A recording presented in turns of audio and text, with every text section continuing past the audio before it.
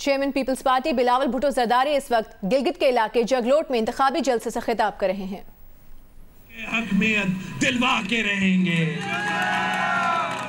हमारा दूसरा वादा है कि हम यहाँ के अवाम को हक़े मलकियत भी दिलवाएंगे। अगर कायदे अवाम शहीद जुल्फ़िकार अली भुट्टो इस मुल्क के किसानों को जमीन का मालिक बना सकता है तो मैं आपसे वादा करता हूं कि जो भी आप देखते हो, चाहे वो जमीन आपके पहाड़ों से लेके दरिया तक बंजर जमीन हो या जंगलात हो, मैं गिलगित बल्तिस्तान के अवाम को अपना सरजमीन का मालिक बना के रहूंगा। हम आपके हकूक इनसे छीन के रहेंगे। 15 नवंबर को आप इतना बड़ा रेफरेंडम दिलवा दें, इतना बड़ा रेफरेंडम दिलवा दें कि आपके हक हकमियत और आपके हक मलकियत के रास्ते में कोई नहीं रुकावट बन सकेगा इंशाल्लाह।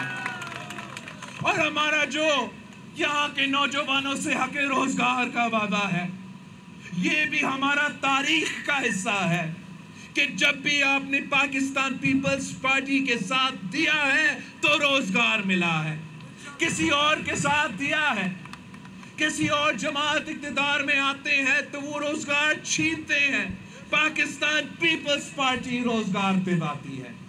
आपने भुट्टो शहीद के साथ दिया था, कायदे अवाम के साथ दिया था, तो कायदे अवाम ने मुल्क भर में भी रोजगार दिलवाया और बैरूनी मुल्क भी रोजगार दिलवाया। हर पाकिस्तानी को पासपोर्ट दिलवाया और बाहर भी रोजगार का बंदोबस्त किया। शहीद मोहतरमा बेनज़ीर भुट्टो के साथ थी। शहीद मोहतरमा बेनज़ीर भुट्टो के लिए मशहूर थी कि बेनज़ीर आएगी रोजगार लाएगी।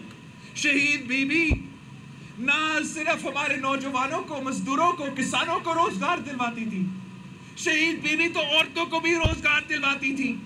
शहीद बीबी ने हमारा लेडी हेल्थ वर्कर्स के तहत हर गांव में, हर गोट में किसी औरत को रोजगार भी दिलवाए। वो अपना रोजगार भी कमा रहे हैं और आपके बच्चों का सेहत भी का ख्याल रख रहे हैं। शहीद बीबी ने लेडी पुलिस ऑफिसर्स बनाए। शहीद बीबी ने पहले विमेंस बैंक बनाया। आपने सदर जरदारी के साथ दिया था तो गिलगित बल्तिस्तान के लिए खास तौर पे आपने रोजगार के सारे रिकॉर्ड्स तुड़वा दिए थे। आपने सदर जरदारी के दौर में सदर जरदारी ने गिलगित बल्तिस्तान के अवाम के लिए 25,000 जॉब्स दिलवाए थे। मैं आपसे पूछता हूं, आपका इलाका से तो एक वजीर आला मुंतखब रहा है, 5 साल वजीर आला रहा, ऊपर उसका हुकूमत भी था।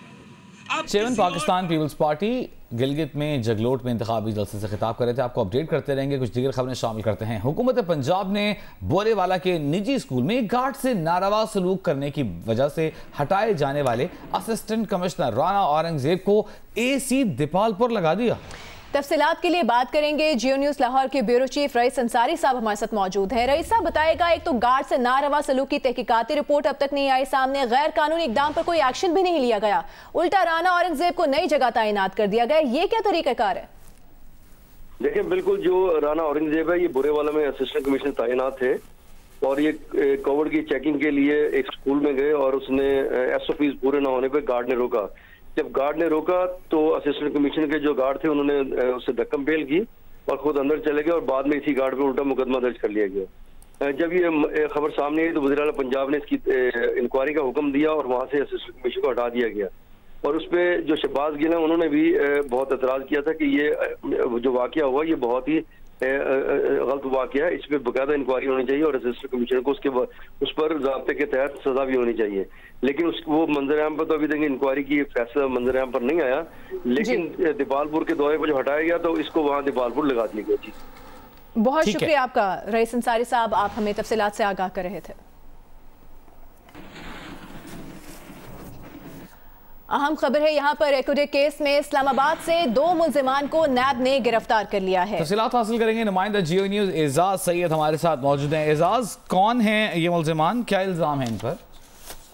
एकोडे केस नैब इसकी तफ्तीश कर रहा था और कल ही नैब कोयटा ने बलोचिस्तान के अंदर जो एहसाब अदालत है कोयटा में उसमें एक रेफरेंस दायर किया है और इसी तनाजुर में 2 गिरफ्तारियां इस केस में हुई हैं। नैब रावलपिंडी और नैब कोयटा के अफसरान ने मुश्तरका कार्रवाई की है और इसमें कर्नल रिटायर्ड शेर खान है और उनके साथ मोहम्मद फारूक है। इनको इस्लामाबाद से गिरफ्तार कर लिया है। जी बहुत शुक्रिया एजाज सैयद।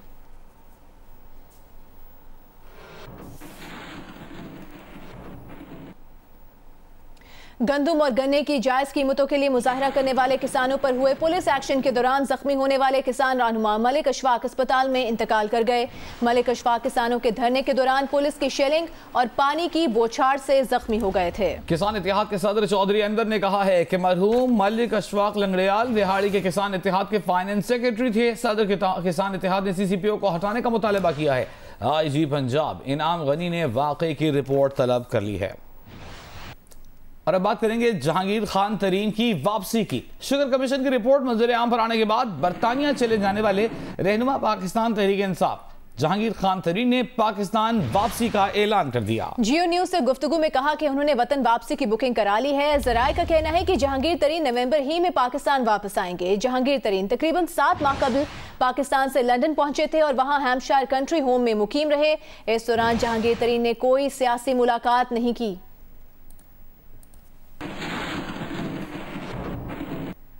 वज़ीर आज़म इमरान खान ने ऑपोजिशन से डायलॉग ना करने की वजह बता दी। कहा कि वो तो चाहते हैं कि ऑपोजिशन से डायलॉग करें पर ऑपोजिशन NRO मांगना शुरू कर देती है। इत्तेहादियों के ज़ोहराने में कहा कि अगर नैब केसेस में रियायत देनी है तो डायलॉग का क्या फ़ायदा। उन्होंने कहा कि जाती मफाद की शराइत पर डायलॉग बेमानी होंगे। ये भी कहा कि ऑपोजिशन मुल्क को नुकसान पहुंचाने पर तुली हुई है और उन्हें ब्लैकमेल करना चाहती है। वज़ीर आज़म ने कहा सबको मालूम है कि वो ब्लैकमेल नहीं होने वाले। उन्होंने इत्तेहादियों ने शिकायतें की तो वज़ीर आज़म ने अगले 2.5 साल को कारकर्दगी के साल करार देते हुए कहा कि अगले इलेक्शन कारकर्दगी की बुनियाद पर जीतेंगे। कहा कि इत्तेहादियों से किए गए तमाम वादे पूरे किए जाएंगे।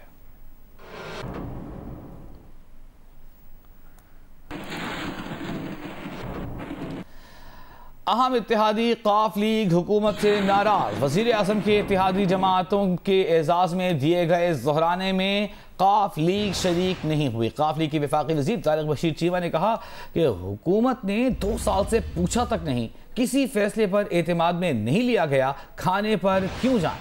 तहफ़्फ़ुज़ात का भी इज़ाला नहीं किया गया, मुशावरत में भी शरीक नहीं किया। हमें पैगाम देने के लिए आने वाले वज़रा भी तस्लीम करते हैं कि काफ लीग से ज्यादती हो रही है। मोनिस इलाही कहते हैं कि PTI से इत्तेहाद वोट की हद तक है। हमारे मुआहदे में इमरान खान के खाने खाना शामिल नहीं। BNP मैंगल के रहनुमा भी ज़ोहराने में शरीक नहीं हुए।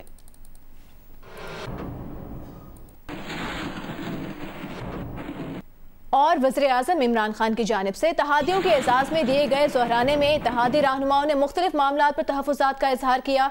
MQM ने कराची ट्रांसफॉर्मेशन प्लान को सुस्त रवि का शिकार करार दिया और सिंध हुकूमत के अदम ताउन की शिकायत भी की। GDA ने अंदरून सिंध तरक्याती काम न होने का शिकवा किया। पीर पगारा ने वज़ीर आज़म से कहा हम आपके इत्तेहादी हैं लेकिन आप इस बात का सबूत नहीं दे रहे।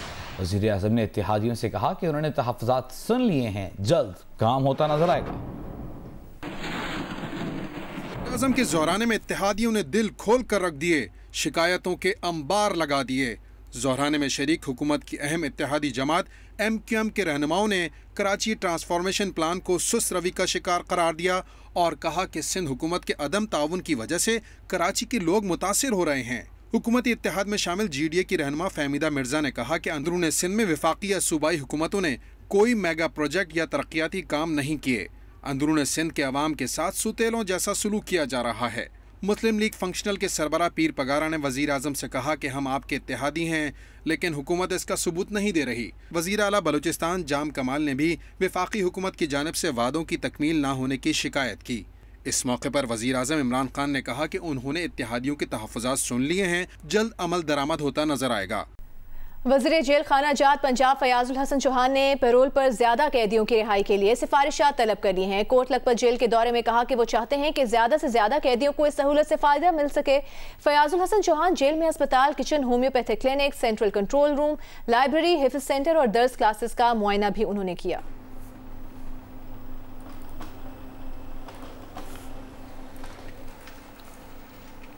कोरोना के 27 केस सामने आने के बाद civil aviation authority training institute Hyderabad को सील कर दिया गया है। ट्रेनिंग इंस्टीट्यूट के जेर तरबियत 27 एयर ट्रैफिक कंट्रोलर्स कोरोना का शिकार हो गए थे।